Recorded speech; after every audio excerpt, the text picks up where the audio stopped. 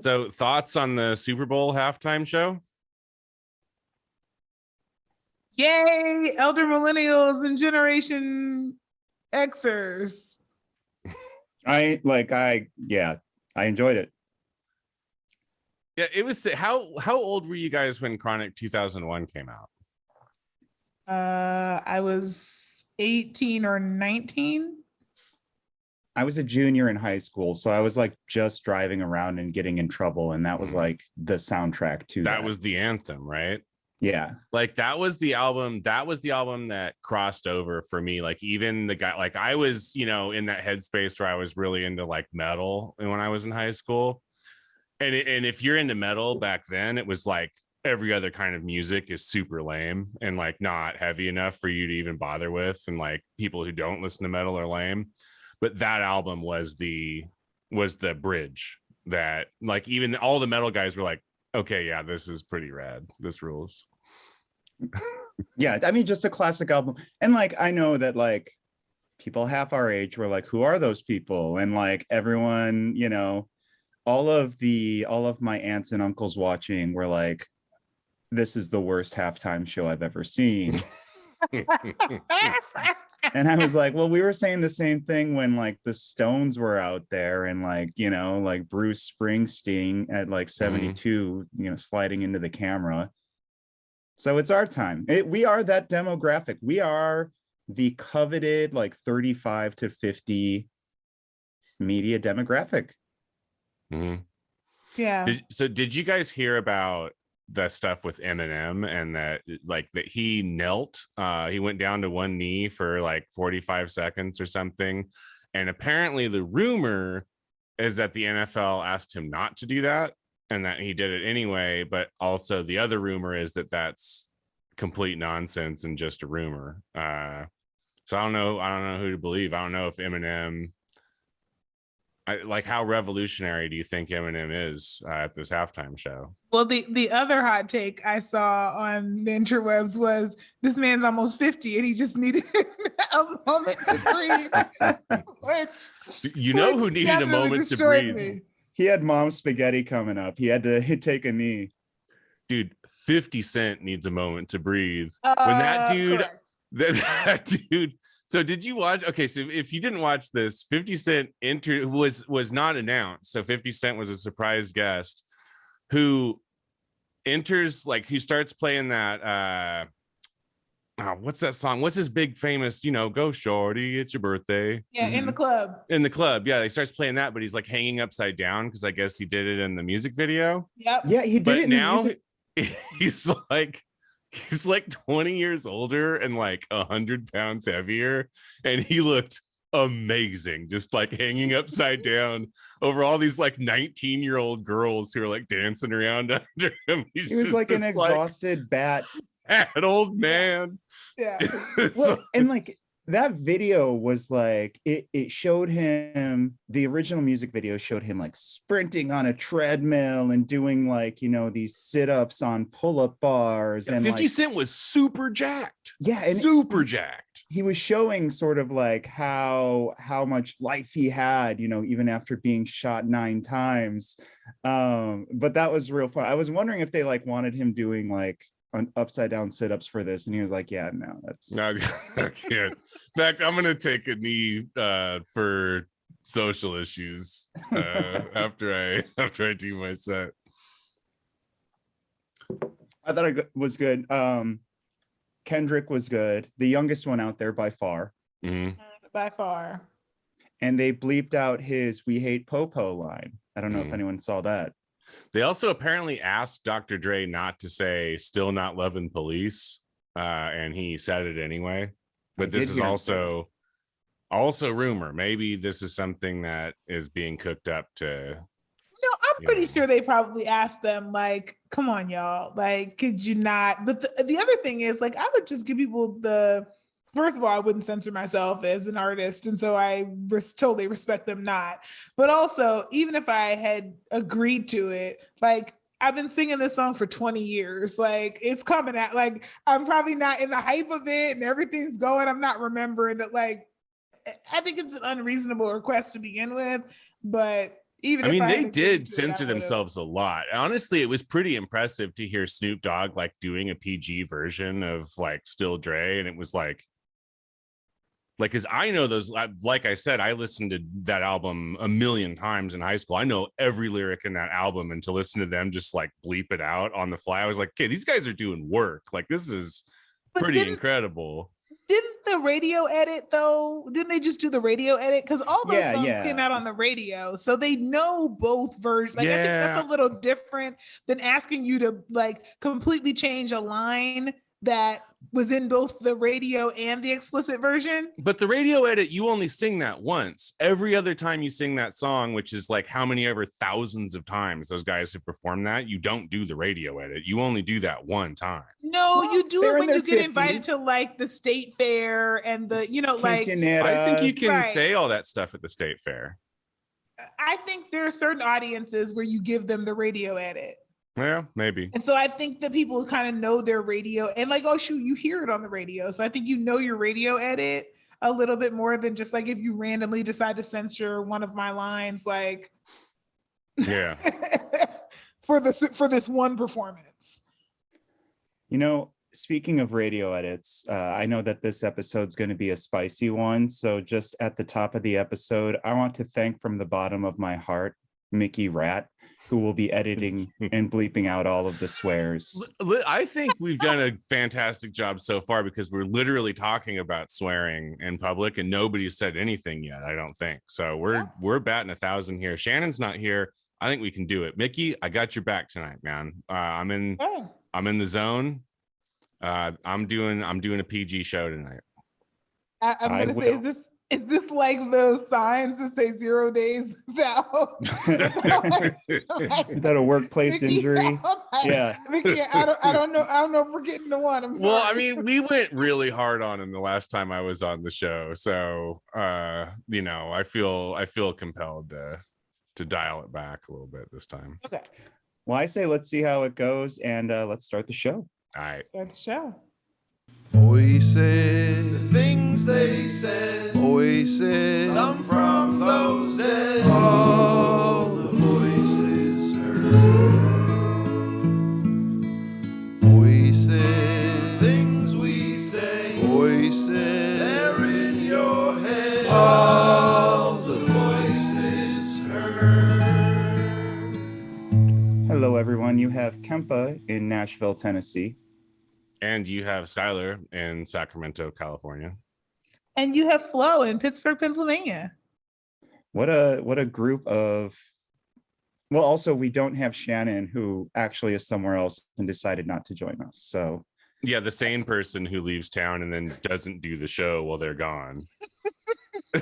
Yeah, I like last minute, I bought a microphone and had it shipped to my destination before I got there. Well, Shannon, I would like to congratulate you on your boundaries. But for me, let's just get rolling. There's plenty. Also, I'm having Shannon's birthday was recently. I guess you guys, did we do that? Did you guys do that on the last one that I wasn't on? We mentioned it at the very end, I think, or were we still recording? I can't remember. Well, we mentioned it. Yeah, they caught it. Either way, Congratulations, Shannon. I bought you something while I was on the island. And I can't wait to give it to you. Damn it, way to be a better friend. Get her something like, yeah, get her. Well, what do they have in Pittsburgh? Get her like a bag of corn nuts. Like a Pirates baseball cap. None of these are good gifts. I'll get her like a Hard Rock magnet from Broadway. I'll get her some Heinz ketchup and some Iron City beer. I'll get her 3 cowboy boots for the price of 1. Get her all the Hershey's fun size bars that they didn't sell at Halloween. Touche. Hershey is close by. That's pretty good. All right. Well, just real quick at the top of the show, we do have an epidemiologist as a host here. So I don't like to talk about it though. Yeah, 2, I forgot. Yeah. I wanted to discuss real briefly that, as the day that this show drops, Tuesday, February 15th, I believe the statewide mask mandate will be lifted Now, that doesn't mean county mandates will be lifted, but I think it might mean that. Does it mean that for Sacramento County? Yeah, they're going to follow the state's lead. Okay, so then there's this ending tomorrow as well. Today. Yes, or today as a publication. So this is a really difficult topic for me because I, believe in all of the public health, mandates that we have put in place to be able to keep people safe. But I also recognize the complications of some of them, especially because, there's the cost and the disruption of the mandatory quarantining and the business closures and the school closures and things like that. And I think we've talked a lot on this show about how you have to balance the pros and cons of all of those because you're really significantly disrupting people's lives. The mask mandate, not so much, right? Like it is one of the things that we can all do to be able to help protect our health. And the thing I think that really is troublesome is that, it now, possibly presents a huge setback in the progress we've made. Like, we are just a few weeks out of the peak of Omicron. And instead of giving ourselves at least some solid leeway into like these rates are going down and staying down, it's like watching, one of those scary movies where you're hiding in the closet, the like clear villain is like looking to get you and doesn't see you in the closet, heads out, and then you poke your head out and the villain goes, "What was that noise?" and comes back and now you die, right? And that's kind of how this feels. It's like, if you just wait a little longer, maybe we could get there. But we keep doing this. And I think we are both confusing people in the process. I think that there is a feeling for a lot of people of, if I don't have to do this anymore, then it must not be necessary and it must be safe. And we have learned during this pandemic that not only are masks helpful for COVID, which they are, and preventing the transmission, but we also haven't had, RSV cases. We have not had flu in the same way we normally would. We haven't had common cold spreading. Like, we have seen the benefit in this natural experiment of wearing masks in congregate settings, especially when we're indoors, and how much it helps us. And so there's really no scientific reason why we should ever recommend against them. And not ask people to wear them in those places. And so this just doesn't seem like the best way to move. And I hope it's not interpreted by people as, an excuse to just stop wearing their masks. It's just that it's not required. But there also is no public health precedent to doing things this way. Like, right? Like with seatbelts, we tell you to wear your seatbelt, and we don't tell you, well, if you're only going to your neighbor's house around the corner, it's okay. Like, we just tell you to wear it. And let's be honest about it. Seatbelts are also tyranny. Okay. Absolutely. Right. Like, let's just listen. Yeah, I'm just gonna tell it like it is because I respect our listeners. Yeah. Don't tread on my midriff. Can I ask Flo, this is actually ties in very well with the topic of the day, but before I tie it in with that, can I just ask what you personally would recommend to folks, coming from kind of what you're saying, like, this feels like this is going off a little half-cocked, what you might recommend to them? Because I know for my part, I probably, when I'm home, keep wearing masks in buildings and restaurants, things like that. So I'll start with, I think the things we know about this virus that remain true are that, close proximity to people indoors is your highest risk, right? Especially prolonged exposure. So if you're going to be spending time indoors with, lots of people, it probably makes sense for you to wear a mask. I'll say the way that I'm planning to approach this is thus. When I'm at, when I want to go to a Kings game or go to an event or whatever, where my showing my face to people is not that important, I am going to put my mask on because I want to be able to hug and kiss my loved ones safely. And so I'm willing to risk strangers not being able to see me smile so that my mother can see me smile. And so what that looks like for me is it doesn't harm me much to put a mask on to go in the grocery store. It doesn't harm me to put a mask on to go into other businesses that I'm, patronizing. It doesn't harm me to wear my Kings mask now that I have one to a Kings game.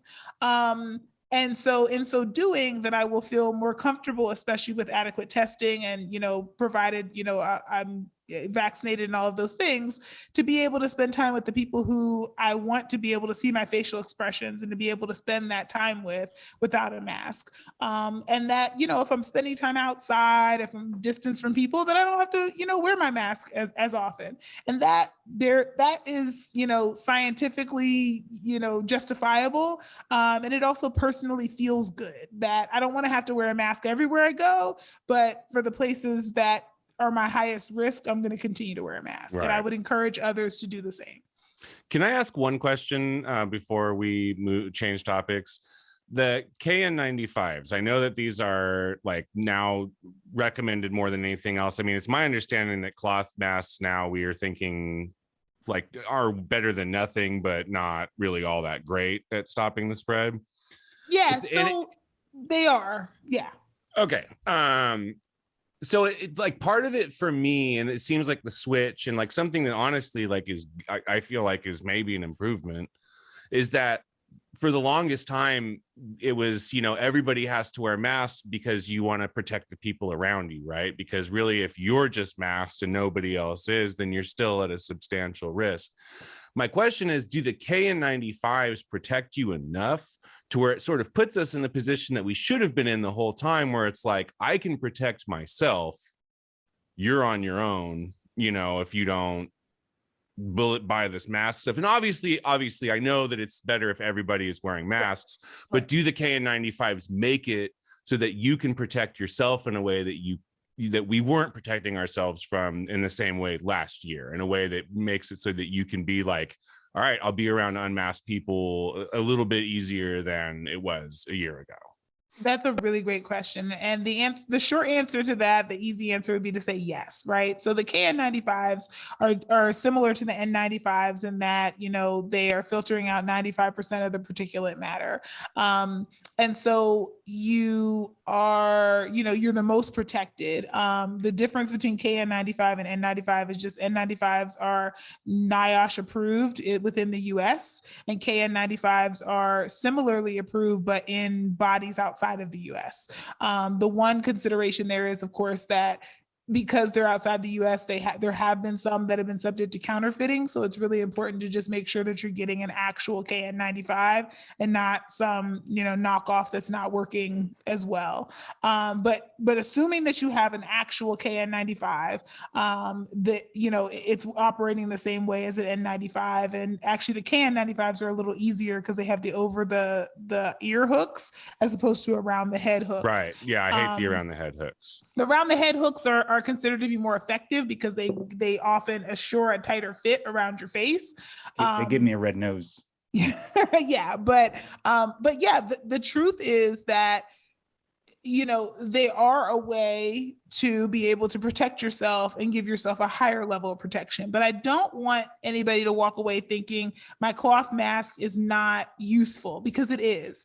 And the protection the protection it's giving is, more than 50%. I think it's close to 65 or so percent as compared to the N95 mask being, 20-30% higher than that. So they're not as good, but they are far better than nothing. Right. Yeah. And if you double up on them, you start approaching, what you're experiencing with the N95s, right? You increase the more barriers you have, the more effective they are. So I just want the takeaway to be something is better than nothing, and N95 or KN95 are better than just something. Yeah. And the earlier variations, the earlier variants, those cloth masks were pretty good, but then Omicron comes around and the rate at which people were getting it was so much higher that's what my read was. It seemed like health experts were like, let's just throw down the gauntlet on this thing and say, we recommend everyone wears this heavy duty thing because this thing really has airtime. Yeah, it was more easily transmissible. So having the better mask was going to give you a better shot at protecting yourself. Because the same level of, the same activity when you had Delta or one of the previous variants, you might have walked away not getting it, and you were much more likely to get it with each increasing variant. So Delta was worse than the variant before it, and Omicron is worse than Delta, right? Right. So, that's how viruses do. They mutate to be able to be more easily transmissible and, for survival, right? So yeah, but you're absolutely right, Dave, that we did it because that was making the most sense given how the virus had mutated.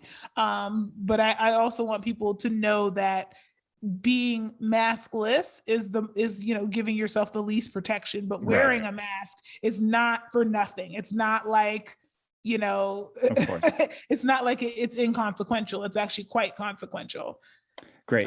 I guess real quick, the reason I wanted to talk about that is because it's the annoying anti-mask people have been saying, like, hey, you want to wear a mask, wear a mask. I don't want to wear a mask. Don't worry about it. And the reason that is obviously so annoying is it's as if somebody was saying, look, I'm gonna drive drunk. You don't have to drive drunk if you're worried about it, but I'm going to. And you're like, okay, but that puts everybody around you in danger. And I guess the thing with the K95s that I don't know seems like a little more hopeful to me is that you can finally kind of be like, fine, man, yeah, I'm gonna wear this mask and I'm probably gonna be fine. And if you don't, you probably won't.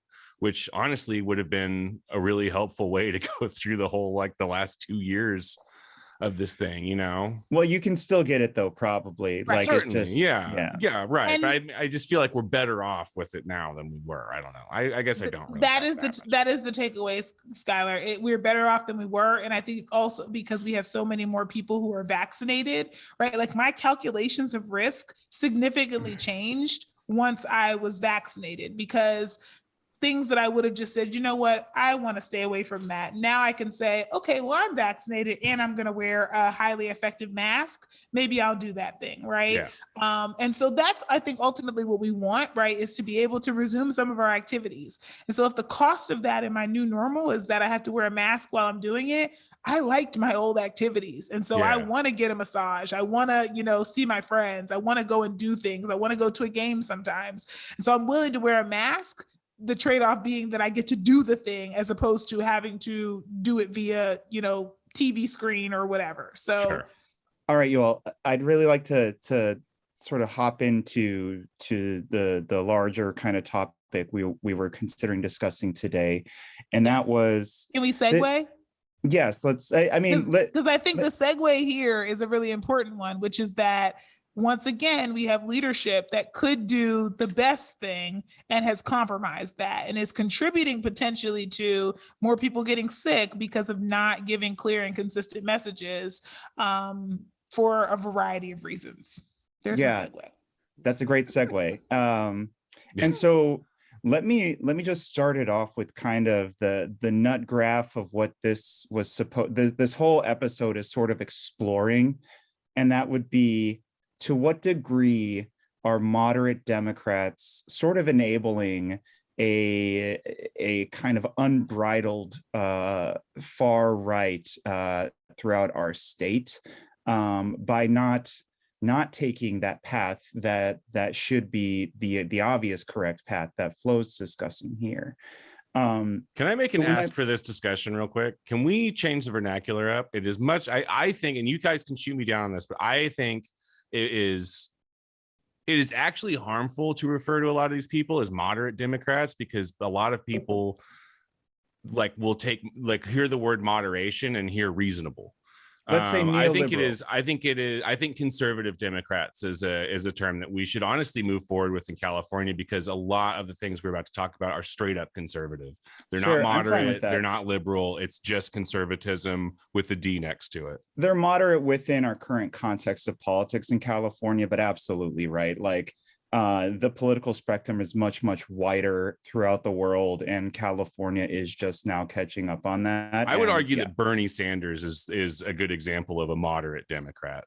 Sure. And there are plenty of people to his left. but he is but like as far as like the Senate goes, he is like the far left of the Senate, right? So like the representation is not there at our electoral levels, which is absolutely terrible. Right, but I think part of the reason that is true is because people view conservatives as being moderate, and I think if we can at least use the language on the show to point out the fact that all of our representation basically is conservative, except for a handful of people, then it does maybe, in a small way, at least doesn't contribute to the Overton window being perpetually yanked to the right. Yeah, I mean, I think we have this conversation all the time, but yeah, sure, I agree.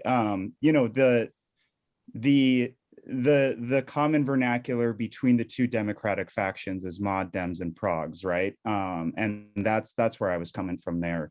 But yeah, totally.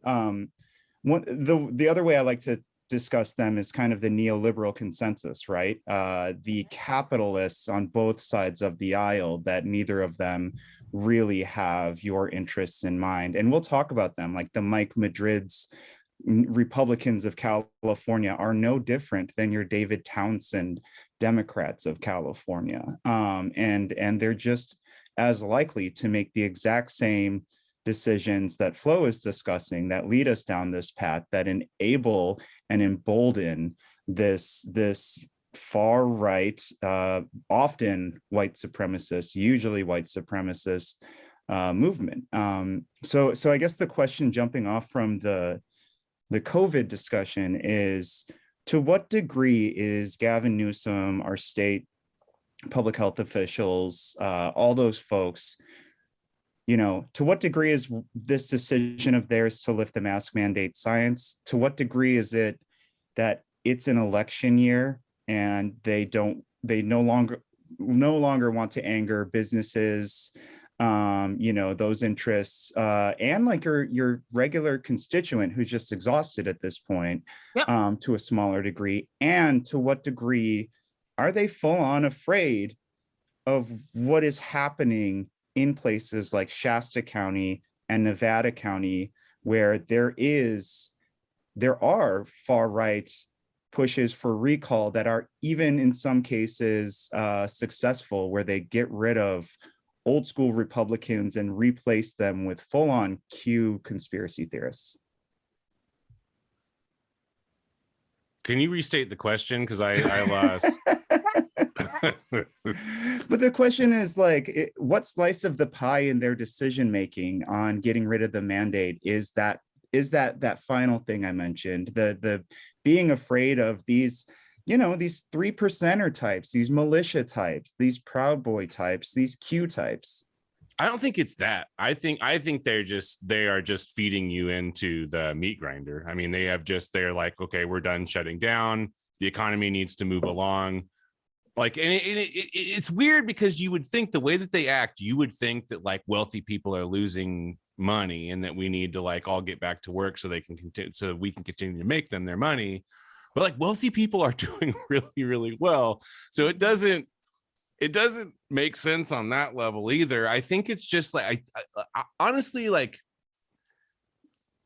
I think they need people to get back to work, because people having this much time to sit around and think is really not good for either side of the political apparatus in the state or in the country, is my thing, honestly. And these guys are always campaigning too, so I don't know, like an election year, like okay, but they're always campaigning. But yeah, I mean, I think I read this the same way that I've read it, like basically for the last several months of California's reaction to this, which is just like they're like, okay, well, we're done. Like, we're gonna just feed you into the machine. Hope you're okay. Some of you won't be, but go for it. We're going back to work. We're opening up. We're completely doing it. Yeah, I don't know. I'm inclined to. My take is similar to Skylar's. I think fear is both real, but also sometimes used as a tactic, right? Because I think that there is this constant, thinking of the next election is coming up. How am I going to do? How is this going to, play out for, our power, but also how is it going to play out for our interests, right? I think at the beginning of the pandemic, everybody was rightly scared. We didn't know a lot. And so I think the reason why the shutdowns happened was as much people just being afraid and being willing to do the right thing because the fear there happened to align with what was the right thing to do. And I think as people became less afraid, and then the calculus shifted. And so now we are seeing people, being more willing to assume risk in the case of, how our policies play out. And I think but I think ultimately it's like, fear being a driver, whether it's the fears of the people who are the electorate and therefore playing into them, or whether it is their own personal deep-seated fears and how that then plays out. I mean, the other side of how it was at the beginning versus how it is now is that when we first went into it back in March 2020, this was like, they were talking like, okay, we'll do this for like 2 or 3 weeks. Everybody stay home. Here's a couple $1,000. Just stay in your house. In 3 weeks, we'll come out and go back to normal. And now, we're about to enter 2 years of it. And I think people are like, well, I mean, this is like and I don't know, like I guess we could have done that. And like I don't know. Yeah, I don't know. I think I guess to go back to it, I think that's another big difference is that it at the beginning it was temporary. Now this is just how it's going to be for the foreseeable future. And that's a different way to approach all of this stuff, right? Okay. So, okay. I mean, that's those are both interesting answers. And I think that they're more nuanced than I guess what I was sort of thinking. So thank you both for that. I've been thinking a lot too of, sort of what else our politicians are doing in California that are sending the people through that meat grinder that Skylar is talking about, right? And there is a very, very obvious rise in the tough on crime rhetoric from the conservative Democrats, right? From the neoliberal consensus. And it seems to me that is a fairly obvious play to play off the fears of our older populations that lived through and were really molded by the tough on crime Bill Clinton 90s that was trying to offset the, violently tough on crime Republicans at the time, not trying to offset, trying to outdo. Right. And so given this push by progressive folks and socialists and communists today, and the at the forefront, really, the Black Lives Matter folks and the people during the marches for George Floyd, they're trying to kind of neutralize all of that. The last, not just the last 2 years, which were really an inflection point, but like the last 10 years in some ways. I look at a number of recall campaigns, right? And I sort of think that is resulting, and you know who wrote a great piece on that was one of the podcasters for Citations Needed. You love that podcast, Skylar. I do. What is his name? Adam Brown.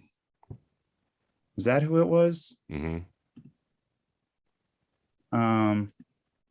Adam Johnson, I think I see here. That's what I meant. I do love the podcast, though, I promise. And no, Skylar's been telling me like once a month that I need to get it, and I've subscribed to 2 Citations Needed. I don't know which one's which, so I don't listen to either yet. Don't listen to the one with Adam Brown. Okay. it's not the right one. So he wrote a really interesting piece sort of discussing how these mod Dems, who are kind of, using this moment of backlash of the tough on crime moment to to make sure that they're going to be getting that money from those rich donors that come through every 2 to 4 years for them, 2 to 6 years, depending on who you are. And he also discusses how, whether you like it or not, as you know, these mods in San Francisco, these conservative Democrats, like, you are in bed with far right forces here. This is being driven by far right forces. Who wants to talk on that a little bit?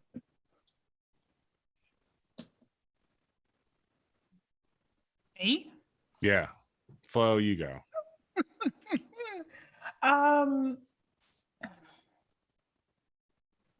Driven by far right forces. I wasn't prepared for you to lob this to me. I don't know that I have a hard take on this. Do you agree on that, Reed? Do you agree that that's what's happening? I'm not clear on exactly.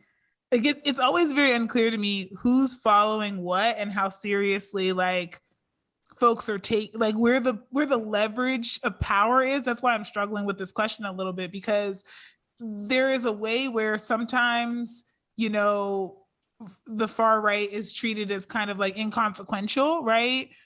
And sometimes the right is treated as inconsequential, and then other times, you know, not even the far right. And then there are other times when the far right is seen as this this threat that's looming everywhere. And I go back to it feels a little bit like it's convenience, right? Like when it's politically convenient for the thing that they want to do, then the threat is painted as either really important or inconsequential. And so I don't see a consistent thread of like, yes, we view this as, I see it just as opportunism. And maybe that's a cynical take, but I don't think that's necessarily wrong with the hypothesis or the question of this episode either, right? The opportunism, it's like, it still creates that strange bedfellow on the far right. Right. It does. But I guess I can't, I'm always looking for a consistent pattern of like, this is the boogeyman, and then therefore we're going to do this, or this is a nothing burger, and then we're going to do this. But it seems to kind of flip flop back and forth based on, I would say, you know, what's happened, but it almost feels like on a whim and in a moment's notice, because, you know, on one hand, we're, you know, threatening this far right violence, and on the other hand, they don't have the numbers, and that's not a big deal, and why are we responding? You know, like, I can't get a consistent placing of them. Like, are they public enemy number one or not at all a factor? Is who, the conservative Democrats in office? Yeah, but Okay. I'm saying like the far right. How are they being viewed by them? Are they a non-factor, or are they the threat that looms large? Well, I feel like they can be wielded by them right now. Exactly. And that's what I see is like, it's just whatever seems politically expedient to what they're interested in doing, what the, like, you know, the mainstream folks are interested in doing is how then they get painted. Yeah. Well, okay, so let's look at San Francisco, where Mayor London Breed is supporting, I believe she's supporting the recall of the district attorney, along with a number of other conservative Democrats supporting that. This is funded very on a large scale by a lot of interests outside the state, hardcore conservative interests. Right. But, you know, in this moment, you know, it's not like the GOP or this rising fascist creep that we're seeing throughout the country will make a dent within San Francisco city limits in the same way that it might somewhere else, right? Right. So just a few days ago, Dr. Shirley Weber, our Secretary of State, released some new numbers on voter registration. And she found that in the last 4 months, first of all, on the state level, GOP registered voter numbers dropped by almost 28,000. That's just 4 months, a lot of them dying. Democrat numbers in the last 4 months rose by 10,000. Third party voters actually rose pretty high as well. That's for another episode. And then in San Francisco County, just to show you, again, the state is 48% registered voters are Democrat, 24% give or take are Republican, a little under 24% now are no party preference. Now in San Francisco County, 62.7% of registered voters are Democrat. Only 6.7 are Republicans and 26% are no party preference. So these GOP forces, these far-right forces, they don't really exist in the same way here.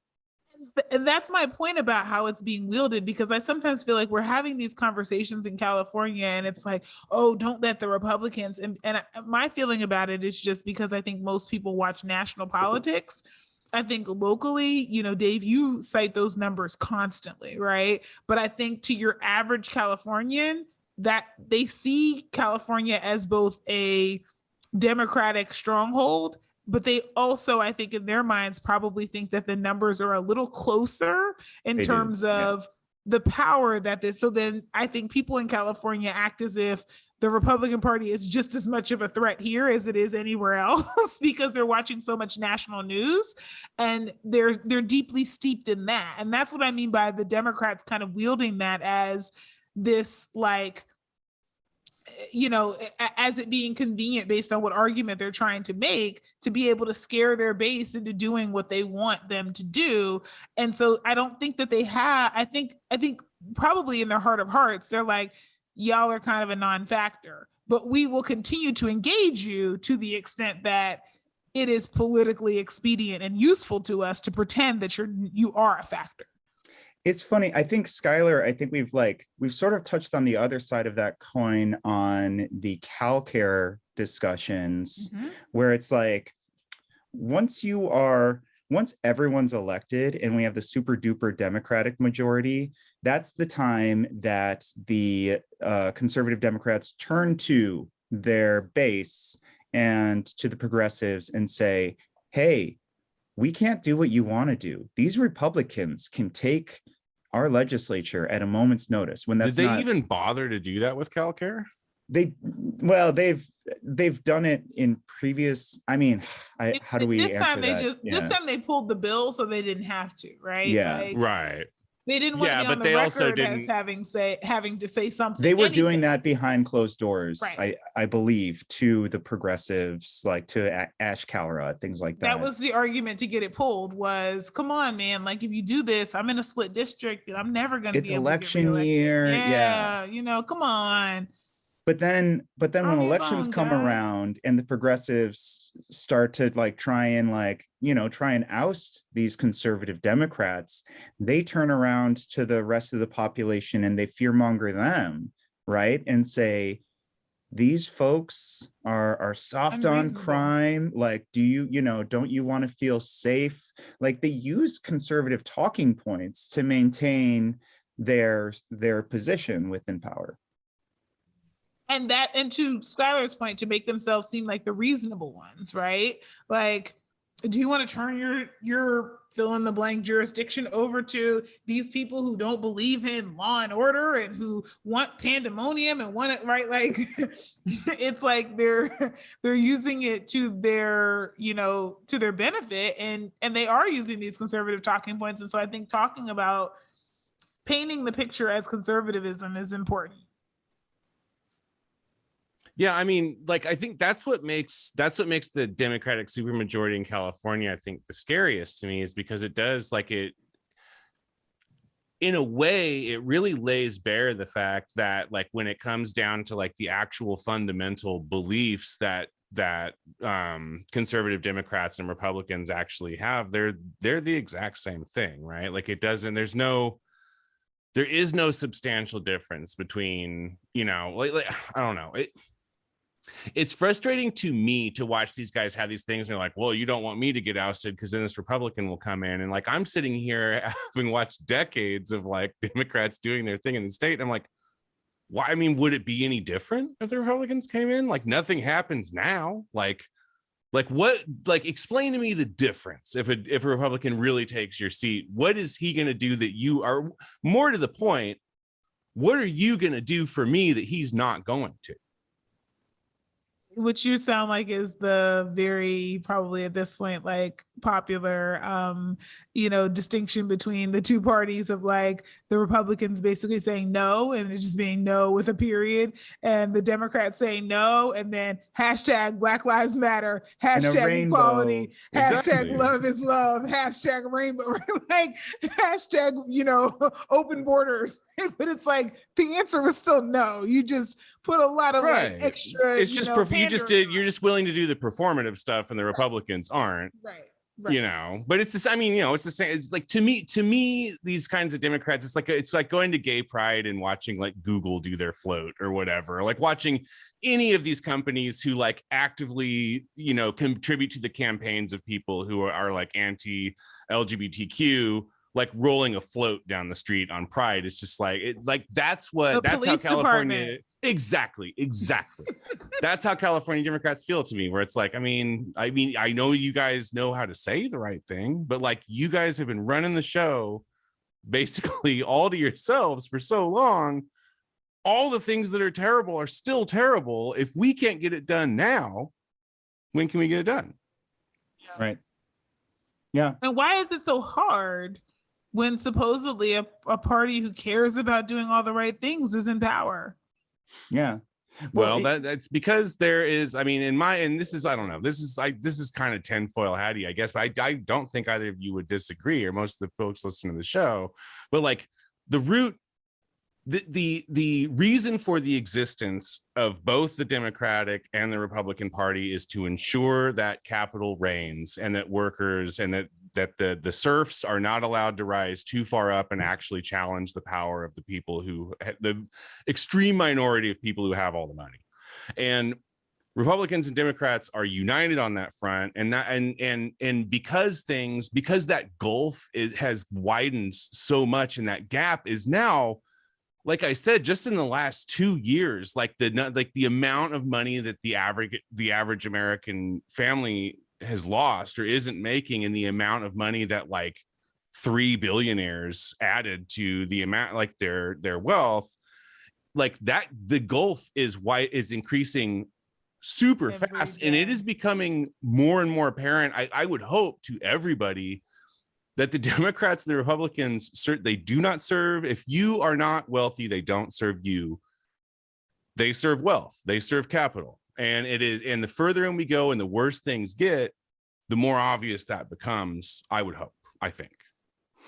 Yeah, I mean, that's like kind of classic Marxist discussion here, right? That the longer this goes on, the longer we live under this capitalist system, especially when we can't exploit people in other countries out of sight, out of mind, in order to sort of bolster our lower classes here at home, folks are going to continue to hurt worse and worse because the contradictions of capitalism will continue to be at play. The pandemic, as you said, sped that up. And we're seeing the billionaires having just a disgusting amount and the people having nothing.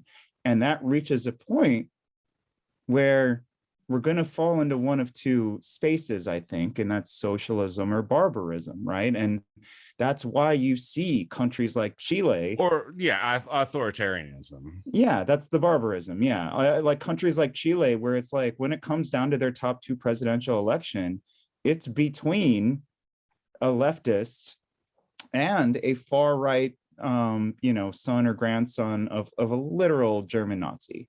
Like that's what happens when the neoliberal consensus middle drops out as a direct result, a logical result of rampant capitalism unchecked. Right. It's interesting. So last week I was in Kauai on vacation. It was lovely. I had a great time.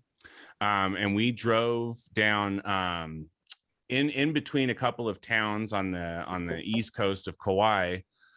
There are all these fences up, and you can look over the fences and see all of this construction, and it goes on for it is a stretch on the beach there, or like somewhere sort of close to the beach there, where Mark Zuckerberg is building like a compound. Like he is building warehouses. He is building, I mean, it looks like he's building barracks, to be 100% honest. And you can't see much because it's all sectioned off. I was talking to one of the folks who lives around there, and they were saying that there are 3 levels of security.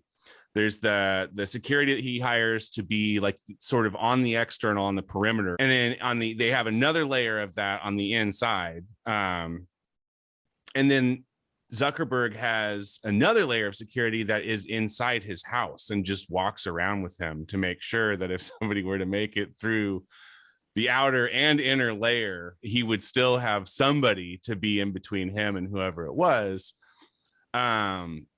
This is like the operation that he's running over there is insane, and it's happening like completely, behind these gates. And that, to me, you have to wonder, like in the spirit of this conversation, he's looking down the road and he's seeing something. Yes. What do you think? Why do you think he would be putting this much work into security on a secluded island, building this impenetrable compound, if he didn't think something was coming? Yeah. Well, I think part of it too is just that he's an insane billionaire that is just going to do stuff like that. But I think there's an entire episode we should do on private security and what that means and why it's there and who it's representing. Yep. And kind of what that means for people who are poor, for people who have nothing. We have this quote unquote public security apparatus called the police. And it's doing the exact same thing. It's defending the interests of capital from poor people. And more often than not, that falls around race lines. Geographically, that falls along race lines as well, right? And when they're not doing enough, when people start pushing their police reforms, like who knows how much of an effect that has. Like all of the hosts on the show are abolitionists. Like we don't think that's enough, right?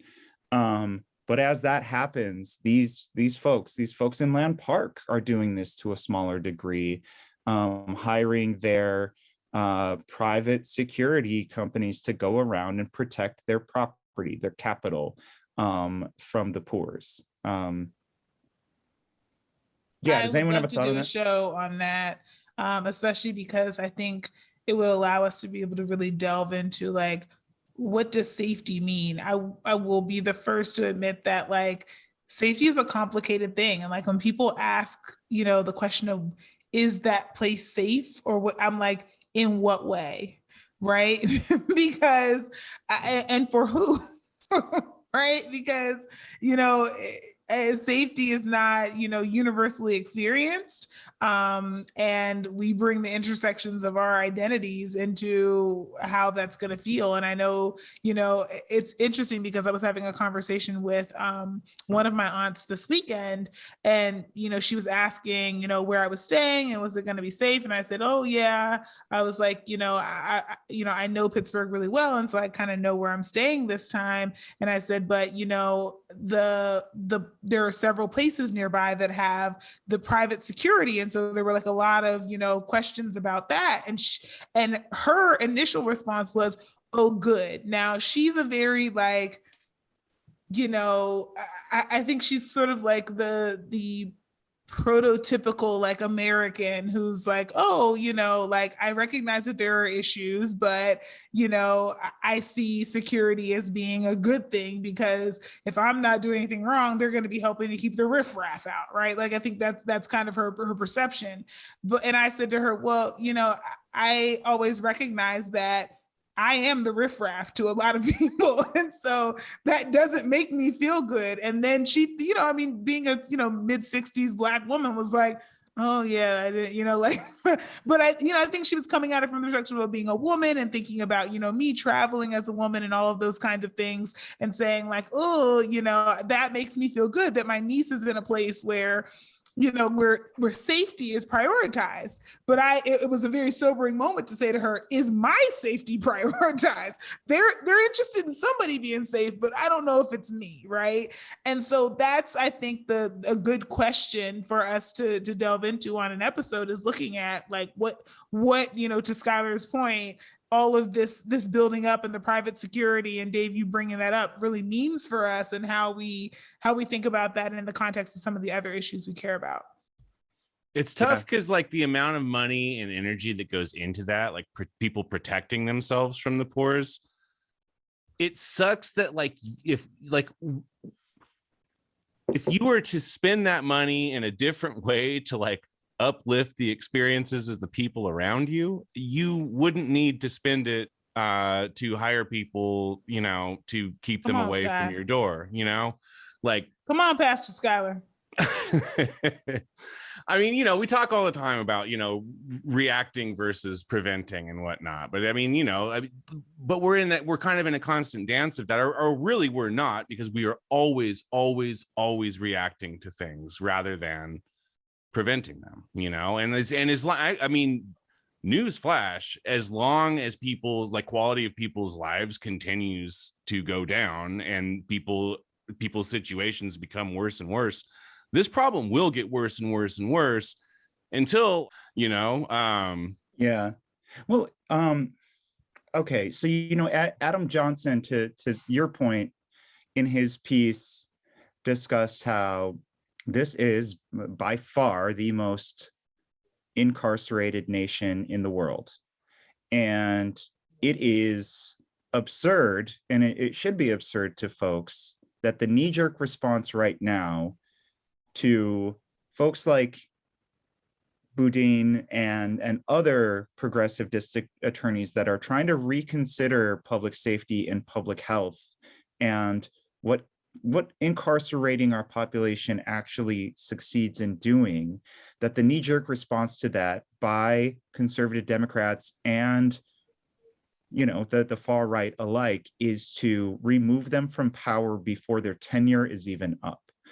And so I feel like we're at a very, very important inflection point. Justin Phillips of the San Francisco Chronicle, a really great columnist, wrote a piece on when cops do and don't respond in San Francisco, right? In mid-November, there were a couple of shootings, I believe, resulting in death in very poor neighborhoods. And, you didn't see any press conferences, anything from city officials. But a few days later, after a bunch of folks came down on Union Square and sort of did a mass looting of Louis Vuitton and, I can't even pronounce these things, Yves Saint Laurent and Burberry, stole $1 million worth of things. Suddenly, this is it. This is time for us to crack down on these criminals, right? And it allows. And these politicians, and it is funny, like to your point, Flo, it's like, I don't think Mayor London Breed's reasoning behind the press conference and the response is so cut and dried. Like, I do think that it's like, well, this was national news, and this was something that made San Francisco look kind of like, a crazy, what's going on there? But in fact, this was going on all over the country. But there was a press conference. There was sort of a red meat justice moment of we're gonna crack down on this. We're gonna get those folks responsible for stealing this. Obviously, really for threatening the richest of our rich in our country. And when this thing happens, when these conservative Democrats in power do this, all it does is strengthen the power of our police forces. They continue to pour more and more money in. We see it in our local city council, 7 of the 9 members up there just dying to buy them tanks and to give them more money and to give them more staffing. We see that in every city today. And in as much as we've had a lot of conversations on defunding the police that are really good conversations, right? We haven't actually done that, and crime is still rising, and they're blaming it on that, which has been just astounding to watch. So in this example I gave in San Francisco, Breed's decision to flood, this is quoting Phillips, Breed's decision to flood Union Square with police in November was a pricey bit of political theater. As the Chronicle reported, the move ended up costing taxpayers about $2.4 million in police overtime spending from November 20th to December 10th. So cops could mostly just walk the area and stand near boarded up windows. And so that's our reality today, but it will help these Democrats this election year, right? I mean, we assume so. You know, I honestly don't know. Maybe it won't. Maybe it won't. But I think people are, I would optimistically hope that people are getting hip to the costs and the ways in which the costs could go elsewhere. And I would love for the California Endowment or someone else to be able to take on this, like, healthcare is public safety, invest in public safety, right? like because I think that there is some sort of campaign that we need to, like, to Skylar's point, we have to figure out a way to be able to invest in these other things. And I think when people hear $2.4 million in overtime, they go, to what end, right? Like, I think this would have been fine if nobody had added a price tag to it, because I think people don't think about things in that way. They assume the police are already paid for, and so this is just redirected them. And as long as, nothing catastrophic happened with this redirect, it's all good. But to recognize that this cost millions of dollars that could have been spent elsewhere, I think doesn't necessarily play as easily to the assuaging fears as one might hope. At least I hope so. Yeah, I mean, there's a possibility that because it would have to be a seismic shift, because, as far as most of our memories go, this hasn't been a thing that's happened in this country, as long as the three of us have been alive. That's true. But I'm hopeful, yeah, that's true, that folks are down for rethinking public safety. Oakland had Operation Ceasefire, right? After the original recession, the Great Recession. And this was a group of community leaders going out, doing outreach. It had like police involved as well, which I'm a little dicey on, but it was sort of an outreach event, movement that appeared to be having really some sort of effect. And I guess we can't say it was causal, but it appeared to coincide with a huge drop in gun violence in Oakland. This is an alternative to policing, right? This is an alternative to our carceral process that, it fell apart during COVID because no one could go outside, and homicide numbers are up again in Oakland. But it's just one of those things where it's like, we have folks here in Sacramento fighting for programs like that. And you have to just pull teeth with our local electeds to get them a pittance, to get them a portion of what that 3 weeks of those cops standing around Union Square accomplished, or like monetarily accomplished. $2.4 million. Yeah. Sorry, I'm ranting. Well, I guess the final question, and so I'm ENTP, I'm an Aquarius. I've been known to make a little bit, my threads that I draw, in a storyline might be a little loose. So I want you to let me know if I've gone too far here. I look at all of these things and I think about, all of the reports that have been done on how deeply tied in, police officers have been found to be in far-right militias, right? Even very often in white supremacist groups throughout the country. This includes California. In 2018, when a bunch of anti-racists went out and physically, imposed themselves against a bunch of like literal Nazis, the California Highway Patrol worked with those Nazis to prosecute, the people who went up against them, right? I think about that. I think about our decision to continue to fund, to not only fund, but to throw more and more money towards our police, giving them more and more, giving more and more of these white supremacists the skill set to really create some physical damage to folks.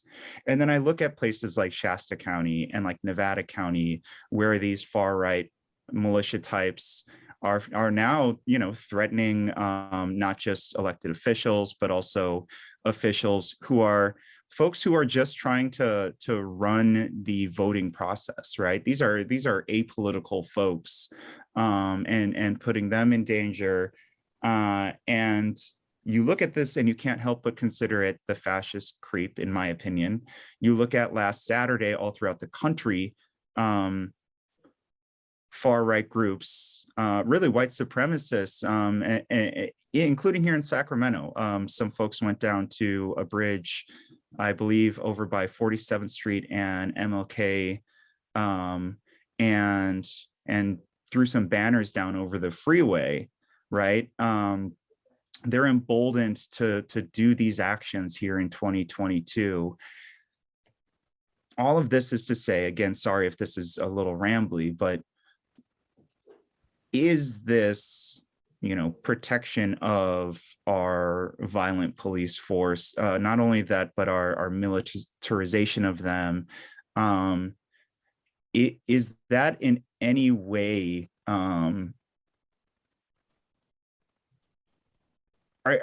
these conservative Democrats in any way culpable in any part for this sort of rising fascist creep?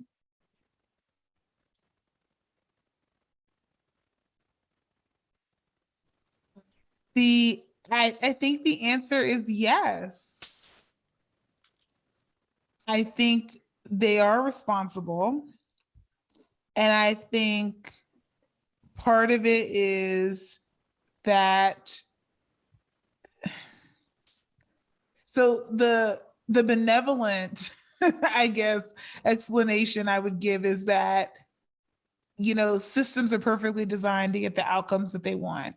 And so if you find yourself defending systems in their current iteration, you are complicit in their outcomes because you are codifying them and you are legitimizing them.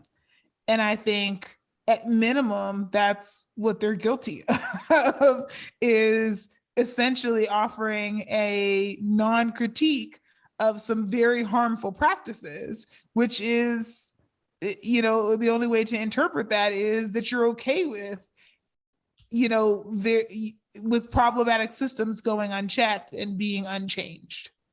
Or that you see that as an easier road to take than actually addressing the problems that, like, a lot of these people have to know are real problems. Sure, but easier for, again, you know, like the question of who is getting the long end of the easy stick, right? Oh, right. No, totally. And I think even that framing of it is still around convenience versus actual harm, right? Like, and I think that's one of the challenges, I think, historically in every social movement is balancing people's feelings or inconveniences versus actual harms that are happening. And so I think that framed that way, Skylar, it makes me even more convinced that, yes, you are a real problem because you're not willing to even put this on a scale and say, wow, these things should far outweigh this other thing. But at least the Democrats will use the BLM hashtag. So, there's that. BLM. Yeah. Yeah. Cheers. It's beautiful.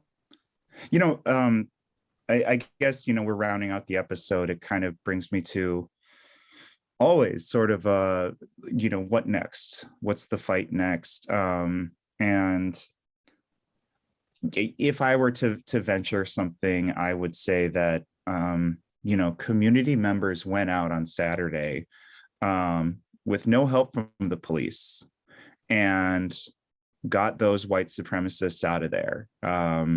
And I think that's really beautiful. And I think it's really important for us to let them know that they're not welcome. There are ways to connect with the community. If you want to do that, feel free to reach out to me on some folks to follow for that. I just, I don't want to name any accounts because I just want to make sure everyone feels that their privacy is being respected. But there are avenues for you to be a part of that where we protect us. I think that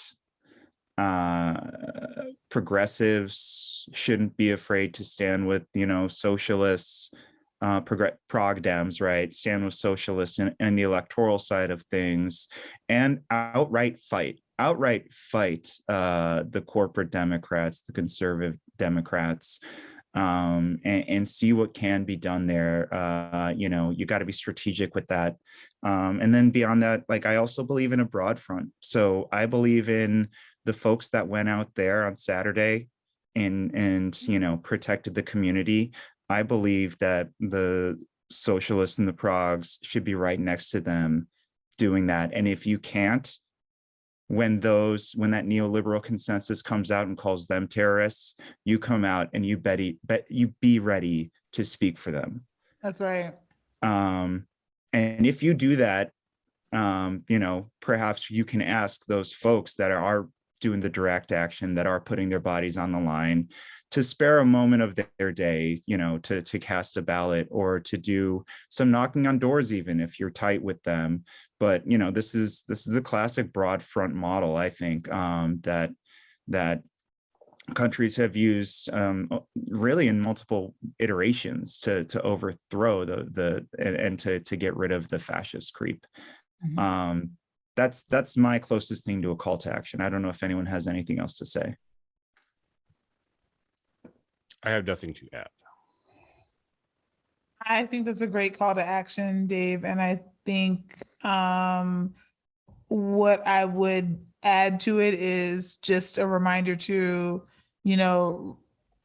respect what you can show up and do, and to think about your sphere of influence.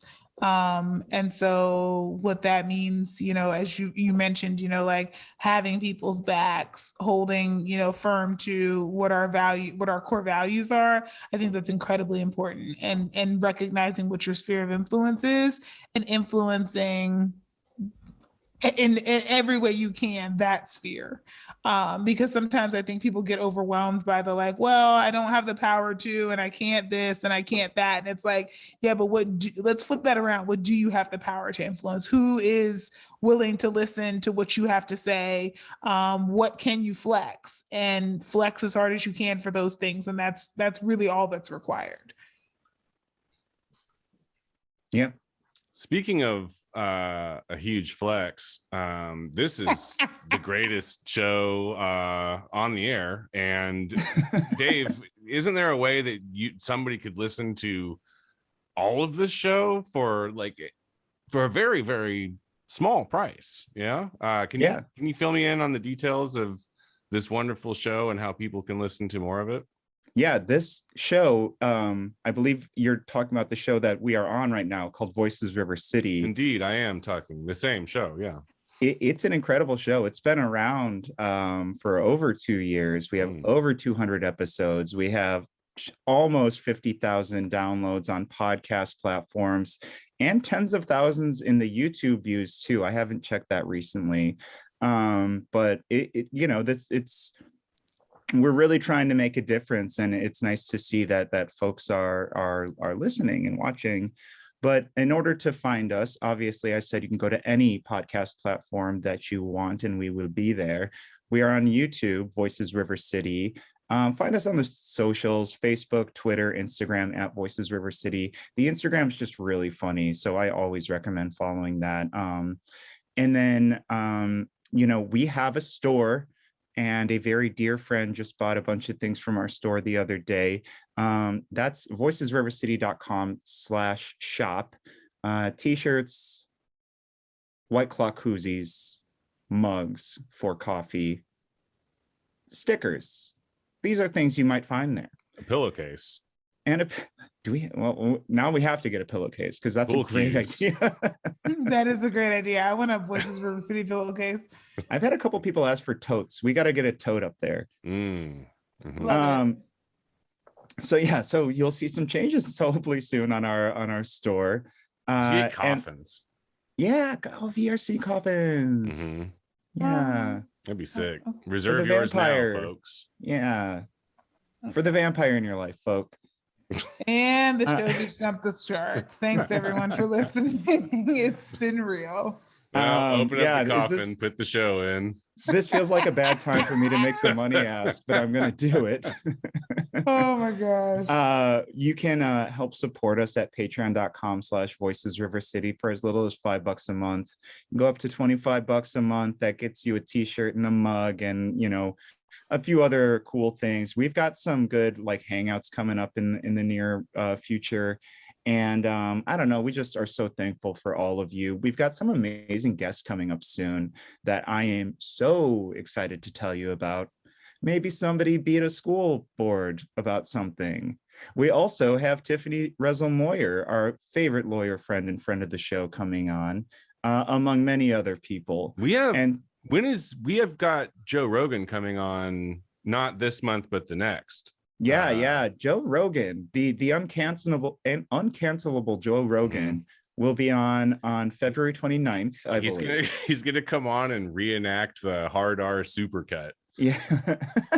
Oh God. I was like, Joe Rogan, did I miss a text? Like, what are we doing here? And then February 29th, I was Rogan. like, ha ha, you all are so funny. Har. But yeah, just like keep an eye out, plenty of things to come, but please do support us if you can on our Patreon. It goes a long way in helping us keep this thing moving. Other than that, I'm on Twitter at Kempa, YUKNOWKEMPA. You can find me at Guillotine for You. That's Guillotine, the number 4, YOU. Also want to point out that the views expressed by me on Twitter or this show are my views and do not represent the views of anybody else or anything else besides just me. So there you go. And you can find me at Flojaune, FLOJAUNE. And my views represent everyone's because that's how my fascism works up. Yeah, like you don't get an opinion anymore. It's my opinion, homie. Yeah, but the views I express are actually those of District 4 constituent Jeff Harris. You can find Shannon expressing who knows whose views at Shan ND Stevens. Cat constituent, that's who she represents. District 7 constituent Shan Stevens. All right. Well, that's it. Let's call it. I'm leaving. All right. Bye-bye.